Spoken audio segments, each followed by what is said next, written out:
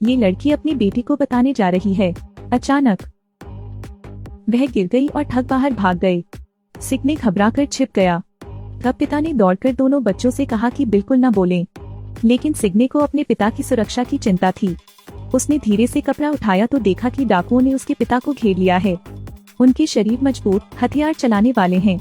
उसने अपने पिता को जमीन पर गिरा दिया। साइन ने इसे देखा और लगभग ढह गया। लेकिन मेरे भाई के लिए मुझे शांत होना होगा। ठगों ने कपड़ा निकाला तो देखा कि अंदर कोई नहीं है। यह पता चला कि सिग्ने अपने भाई को ट्रेलर के नीचे छिपाने के लिए ले गया था। जब उन्होंने अपना सामान कार में रखा और जाने लगे तो छोटा भाई गिर गया। उन दोनों को पूरी तरह बेनकाब कर दिया। चोरों ने उसके भाई को पकड़ लिया। सिग्ने ने इसे देखा और तुरंत बचाव के लिए दौड़ा, लेकिन कार में कुचल दिया गया। सिग्ने फिर भी अपने भाई को कहीं और छिपने के लिए जोर जोर से चिल्लाने लगा, लेकिन इस बार डाकू पीछा करने के लिए नहीं दौड़े, बल्कि धीरे धीरे अपने धनुष बाण उठाए। फिर चुपचाप उसके भाई पर गोली चला दी। सौभाग्य से धनुष बाण लड़के के सामने ही छूटा। छोटा भाई तेजी से आगे भागा, परंतु पृथ्वी की उपपत्नियों में से एक ने धनुष और बाण उठा लिया। अपने भाई को तीर से घायल देखकर सिग्ने फूट फूट कर रोने लगा, लेकिन डाकुओं को जरा भी दया नहीं आई। उन्होंने सिग्ने को कार में दबाया। तभी उसके बगल वाली एक महिला चिल्लाई, लगता है यही नेता है। वह यह देखने के लिए पास आई कि साइन कितनी सुंदर है और अपने अधीनस्थों को वापस लौटने का आदेश दिया। फिर सिग्ने को गैरिसन में ले जाया गया, लेकिन यहाँ उनके साथ एक छोटी लड़की रहती थी। साथ ही वह काफी मिलनसार भी दिखते हैं। शाम को सभी ने आग के पास बैठकर खाना खाया। उन लोगों ने उसे ग्रिल्ड मीट का एक टुकड़ा भी लाकर दिया। सिग्ने अभी स्थिर नहीं है, इसलिए वह खाने की हिम्मत नहीं करता। डाकुओं को अब कोई परवाह नहीं है, केवल छोटी लड़की ही उसमें हमेशा रुचि रखती है। संभवतः दो लोग एक ही स्थिति में हों। खाने के बाद डाकुओं ने सिग्ने को एक पेड़ से बांध दिया और फिर बातचीत की, और छोटी लड़की तंबू में छिपकर देखती रही। सिग्ने ने जल्दी से उसकी मदद के लिए पुकारा, क्योंकि वह जानती थी कि केवल उसे ही सहानुभूति है। लेकिन जब वह वहाँ पानी का कटोरा लेकर आई तो उसे पता चला। वह वहाँ गई और फिर लड़की को थप्पड़ जड़ दिया। फिर उसे बिस्तर पर वापस जाने के लिए कहें। फिर सिग्ने को चेतावनी दी कि यदि उसने भागने की हिम्मत की तो वह उसे मार डालेगी। लेकिन सिग्ने एक ऐसा व्यक्ति है जो मौत से डरता है। वह पूरी रात संघर्ष करती रही, लेकिन रस्सी नहीं खोल सकी। जब सिग्ने कुछ देर आराम करने वाला था, तभी अचानक चाकू लिए एक लड़की सामने आ गई। सिग्ने बहुत डरा हुआ था। उसने सोचा कि कल रात के थप्पड़ की वजह से वह उससे बदला लेने आई है, लेकिन जिस बात से उसे आश्चर्य हुआ वह यह थी कि छोटी लड़की ने उसके लिए रस्सी भी काट दी। सिग्ने क्षण भर के लिए अवाक रह गया। ऐसा लगता है जैसे मैंने अपना पेट किसी इंसान के पेट के लिए खो दिया है। वह सिग्ने को बाहर तक ले गई, फिर उसे जल्दी से जाने के लिए कहा, लेकिन जैसे ही सिग्ने मुड़ा उसने एक शाखा पर पैर रख दिया। रुकना! लड़की ने झट से सिग्ने को खींच लिया। नेता ने शोर सुना और जांच करने के लिए बाहर गए। जब उसे पता चला कि उसकी बेटी सिग्ने के साथ भाग गई है तो उसने अपने अधीनस्थों को उन्हें वापस लाने का आदेश दिया। सौभाग्य से वे दोनों पहले एक छिपे हुए कोने में छिप गए, लेकिन डाकुओं ने फिर भी इस जगह पर तोड़फोड़ की। दोनों ने आवाज उठाने की हिम्मत नहीं की। जहाँ तक डाकुओं का सवाल है, कदम दर कदम अपनी स्थिति के करीब पहुँचे। सौभाग्य से लड़की को एक विचार आया और उसने दूर एक पत्थर फेंक दिया। वास्तव में डाकुओं को वहां जाने के लिए धोखा दिया गया था, लेकिन अचानक उन्हें एहसास हुआ कि स्थिति ठीक नहीं है, इसलिए वह कुल्हाड़ी लेकर वापस वहीं चला गया।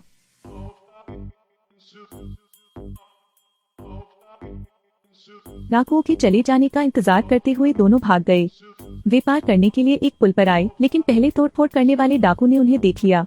उसने तुरंत अपने साथियों को बुलाया और पुल की ओर भागा। सिग्ने घबरा गया, इसलिए वह चूक गया और गिर गया। नीचे की खाई देखकर उसके पसीने छूट गए, लेकिन जीवित रहने के लिए उसे उठना होगा। सौभाग्य से डाकुओं द्वारा पकड़े जाने से पहले वे दोनों भागने में सफल रहे। इसे पार करने के बाद सिग्ने ने पुल पर कदम रखने के लिए अपनी ताकत का भी इस्तेमाल किया, क्योंकि आप जानते हैं कि यह सबसे अच्छा तरीका है। लेकिन वह डाकू पुल से मजबूती से चिपक जाता है, यहाँ तक कि रेंगते हुए भी आगे बढ़ते रहे। सिग्ने ने पुल पर तेजी से पाडल चलाया। जब डाकू वहाँ रेंगने वाले थे तो उसने पुल को लात मारने की पूरी कोशिश की। डाकू भी पीछा करते करते गिर पड़े, लेकिन इस बार नेता अपने मातहतों को लेकर आए। सिग्ने ने यह देखा और जल्दी से शेष दो लकड़ी के बोर्डों को लात मार दी, फिर तुरंत मुड़कर भाग गया। उनके बगल वाला अधीनस्थ धनुष बाण चलाने ही वाला था, लेकिन उसे रोक दिया गया, क्योंकि उसे अपनी बेटी को चोट पहुंचाने का डर था। ऐसा लगता है कि नीता के मन में अब भी अपनी बेटी के लिए भावनाएं हैं और लड़की थोड़ी झिझक रही थी। एक तरफ सौम्य और मासूम साइन है, दूसरी तरफ वह डाकू है जिसने मुझे बड़ा किया। अंत में उसने सिग्ने के साथ जाने का फैसला किया। नेताजी ने देखा तो थोड़ा डर गए। उसने अपनी बेटी को इतने लंबे समय तक पाला, यहाँ तक कि एक नई सिग्ने को भी नहीं। इससे वह उन दोनों को वापस लाना चाहती थी। दूसरी ओर सिग्ने और लड़की पहले ही जंगल छोड़ चुके थे। हालांकि वे सफलतापूर्वक बच निकले, लेकिन वे बिल्कुल भी खुश नहीं थे। इसके विपरीत यह और भी चिंताजनक है, क्योंकि उनके सामने एक विशाल पहाड़ी थी, पूरी तरह से बचने योग्य नहीं। सिग्ने को नहीं पता कि क्या करना है।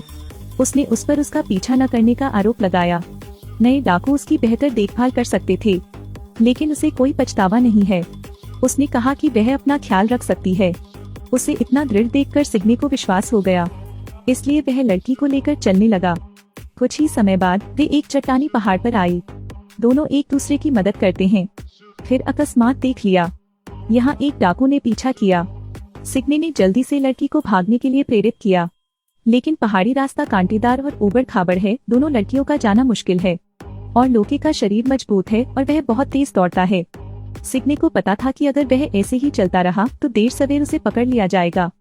तो उसने एक उपाय सोचा, फिर चट्टान के पीछे भागती हुई लड़की को खींचे। जब तक लोके ने उनका पीछा किया तब तक वे कहीं नजर नहीं आए। इस समय चट्टान के पीछे एक गोद थी। लोके तुरंत आगे बढ़ा। वह सोचता है कि वह वहाँ छुपी हुई है, लेकिन उसे पता चला कि यह सिर्फ एक कपड़ा था। पता चला कि यह सिग्ने का जाल था। जब वह पीछे से हमला करने के लिए छड़ी पकड़ रही थी तो लोके ने उसे चकमा दे दिया। ऐसा प्रतीत होता है कि डाकुओं ने उसे वीरता से परिपूर्ण होने का प्रशिक्षण दिया है। सिग्ने को क्षीण देखकर लोके ने आत्मविश्वास से चाकू जमीन पर गिरा दिया। फिर मजबूत शरीर का लाभ उठाएं, साइन को बहुत आसानी से जमीन पर दबाएं। हालांकि उसके चेहरे पर एक घटिया मुस्कान थी, लेकिन यह स्पष्ट रूप से एक बुरा इरादा था। पीछे वाली लड़की ने तुरंत मदद के लिए जमीन से चाकू उठा लिया, लेकिन लोके ने उस पर चिल्लाया और तुरंत पीछे हट गया। यही वह क्षण था जब सिग्ने को अपना अवसर मिला। उसने जोर से बगल के पत्थर को पकड़ लिया, फिर लोके के सिर पर जोर से मारा। लोके तुरंत जमीन पर गिर गया और सिग्ने की सांसें थम गईं। किसी भी तरह यह एक जीवन है, लेकिन वह जल्दी ही शांत हो गई। शायद उसे जीवित रहने के लिए पर्याप्त मजबूत बनाने का यही एकमात्र तरीका है। फिर सिग्ने ने लड़की को सड़क पर आगे बढ़ने के लिए प्रेरित किया। हमेशा चलने के बाद बारिश होने लगी। दोनों थके हुए और भूखे थे। अंत में, मैं थककर केवल चट्टान के नीचे छिप सकता हूँ। बारिश रुकने के बाद वे आगे बढ़ते रहे। उन्होंने उसे जर्जर मकान से देखा। वे दोनों वहाँ मदद मांगने जा रहे थे, लेकिन अंदर की खोज अस्पष्ट थी। हर जगह मकड़ी के जाले हैं। काफी देर तक वहाँ कोई नहीं था। उन दोनों को फिलहाल यही आराम करना था। वे सचमुच ठंडे और थके हुए हैं। कुछ ही देर बाद वह सो गया, लेकिन सोते समय साइन अचानक जाग गया। वह ऐसे सुनती रही जैसे कोई दरवाजा खटखटा रहा हो, इसलिए उसने जल्दी से उसे फोन किया। दो लोग एक गड्ढे में छुपे हुए हैं। कभी किसी ने दरवाजा अंदर धकेल दिया। सिग्ने ने आवाज निकालने की हिम्मत नहीं की। सौभाग्य से वह व्यक्ति तुरंत चला गया। जब बाहर कोई हलचल नहीं हुई तो दोनों बाहर निकल आए, लेकिन इसी समय उन दोनों के पीछे एक बूढ़ा आदमी आ गया। साइन तुरंत पलट गया। उसने देखा कि ट्रिगवे डाकू नहीं था, तो झट से उसे समझाया। सौभाग्य से वह इतना दयालु था कि उसने उन पर विश्वास कर लिया और उन्हें कुछ भोजन भी दिया। खाने के बाद सिग्ने ने उसे विस्तार से कहानी सुनाई। जब उसने सुना कि नेता का नाम फ्रिग है तो उसे सब समझ आ गया। सिग्ने को फ्रिग की कहानी भी बताई। पता चला कि यहाँ के सभी ग्रामीण फ्रिग को जानते हैं। जब वह अपनी बेटी को यहाँ लेकर आई तो गांव में एक बीमारी फैल गई। गांव वाले सोचते हैं कि यह सब फ्रिग के कारण है, इसलिए उन्होंने माँ बेटी को बांधकर नदी में फेंक दिया। अप्रत्याशित रूप से जब मैंने ऊपर खींच लिया तो मैंने पाया कि फ्रिग कहीं नहीं था, सिर्फ उसकी बेटी का शव। तभी से फ्रिग डाकुओं का नेता बन गया। साथ ही गांव वालों से बदला लेना है। पता चला कि नेता भी दयनीय था। उन्होंने सिग्ने को कुछ युद्ध कौशल सिखाए। जब वह दोबारा डाकुओं से मिले तो हमला करो। इस तरह सिग्ने और लड़की कुछ समय के लिए ट्रिगवे के घर पर रुके। दुर्भाग्य से डाकुओं को इस स्थान की खोज करने में अधिक समय नहीं लगा। जब वे तीनों घर में भोजन कर रहे थे तो पृथ्वीवासी घर की ओर दौड़ पड़े, लेकिन जब वे अंदर घुसने वाले थे, डाकुओं ने यह देखकर कि टोरमॉट को पकड़ लिया गया है, आगे बढ़ने की हिम्मत नहीं की। दोनों पक्ष आपस में बातचीत करने लगे। नेता ट्रिगवे से कहता है उसकी बेटी को सौंप दो और वह चली जाएगी, लेकिन निसंदेह वह इस पर विश्वास नहीं करेगा। वह उससे कहता है कि वह अपने हथियार डाल दे, अन्यथा वह टोरमॉट को मार डालेगा। इस बात पर नीता थोड़ा झिझक रहे थे। वह आसानी से समझौता नहीं करती, क्योंकि उसने अपनी जैविक बेटी खो दी है, इसलिए वह इस बेटी को खोना नहीं चाहती। टोरमॉट को अपनी बेटी को भी वापस लाना पड़ा। यह सोचकर नीता ने टोरमॉट पर बेरहमी से धनुष बाण चला दिया। ग्रिम ने यह देखा और तुरंत एक धनुष और तीर लिया और बूढ़े व्यक्ति पर गोली चला दी। ट्रिग्वे को उम्मीद नहीं थी कि डाकू इतने क्रूर होंगे। उसने अपने घायल शरीर से दरवाजा बंद कर दिया। फिर सिग्ने से उसे पिछले दरवाजे से बाहर ले जाने के लिए कहें। अप्रत्याशित रूप से मुझे बस भरोसा करने के लिए कोई मिल गया। अब फिर अलग हो गए। सिग्ने का मन थोड़ा अनिच्छुक था, लेकिन वह जानती थी कि यहाँ रहने से केवल मौत ही मिलेगी। तो जल्दी से पिछले दरवाजे से निकल जाओ। उनके जाने के कुछ देर बाद ही डाकू घुस आए। घायल ट्रिग्वे की मौके पर ही हत्या कर दी गई। दोनों साइंस ने करुण क्रंदन सुना और समझा, लेकिन वे केवल अपने आंसू रोक सके और भागते रहे। कुछ देर दौड़ने के बाद दोनों एक झरने में जा गिरे और अब डाकू उनका पीछा कर रहे थे। सिग्ने को पता था कि वह मर रहा है। उसने छोटी लड़की का हाथ पकड़ लिया। उसे उसके भाग्य पर छोड़ने का इरादा था, लेकिन आश्चर्य की बात है कि नीता ने संपर्क जारी नहीं रखा और मातहतों से कहो कि वे हथियार डाल दें। यह पता चला कि वह उन्हें दीवार से कूदने के लिए मजबूर करने से डरती थी। ऐसा लगता है कि नेताजी अपनी बेटी को छोड़ना नहीं चाहते। उसने उससे कहा कि जब तक वह अपनी दादी के साथ लौट आएगी, सिग्ने को रिहा कर दिया जाएगा, लेकिन उसके पास और कोई चारा नहीं है। वह केवल सिग्ने की रक्षा के लिए लौटने के लिए सहमत हो सकती थी।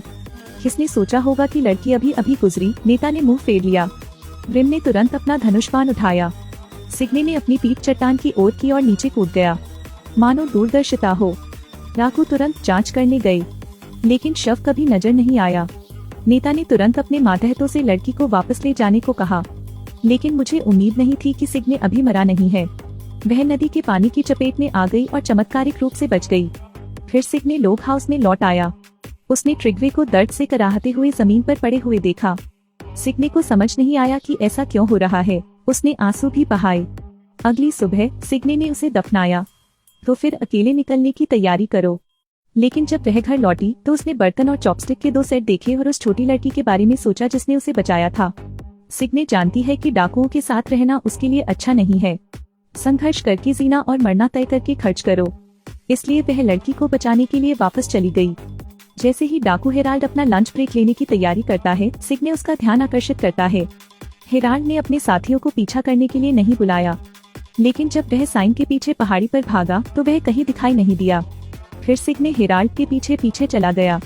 इसके अलावा जानबूझकर उसके साथ विवाद किया ताकि उसे लुभाकर पहाड़ से नीचे गिरा दिया जाए। साइन अचानक जमीन पर गिर पड़ा। वह एक पेड़ के तने के सहारे छुप गई। हेराल्ड को करीब और करीब आते देखकर सिग्ने को डर नहीं लगा। यह निर्दयता पूर्वक जमीन से भाला उठाना था। इससे पहले कि हेराल्ड प्रतिक्रिया दे पाता, उसे चाकू मार दिया गया। यह युक्ति मिस्टर ट्रिग्वे ने सिखाई थी। मिस्टर हेराल्ड से निपटने के बाद सिग्ने डाकुओं के पास वापस चला गया। उसने एक पत्थर लिया जिससे ग्रिम जाग गया। ग्रिम देखने के लिए तंबू से बाहर निकला, लेकिन सिग्ने वहीं खड़ा था। ग्रिम के पास नेता को सूचित करने का समय नहीं था कि वह उसका पीछा कर रहा था, लेकिन इस बार सिग्ने ने वापस लड़ने का फैसला किया। जब वह जंगल में भागी तो उसने अपना सिर घुमा लिया। फिर धनुष और बाण पकड़कर ग्रिम पर निशाना साधा। बहुत बुरा हुआ कि यह हिट नहीं हुआ।